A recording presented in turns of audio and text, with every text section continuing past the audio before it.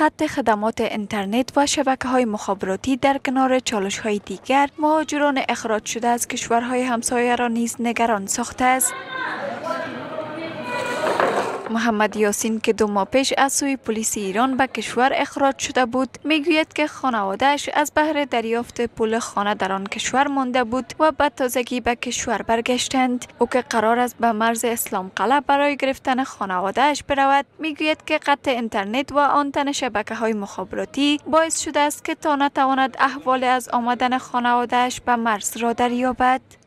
تازه امروز از مزار آمدیم اینجا دیگه. فعلا هم تلفن هم که متاسفانه آنتنایشون قطع هستند دیگه. هیچ ارتباطی هم با اون طرف نداریم که هماهنگ بکنیم که حالا فعلا اونا کجا هستن، چه رقم باید بیایند، کجا باید ما اونا رو پیدا بکنیم دیگه. حالا فعلا هم تو حیران ماندیم که چیکار باید بکنیم.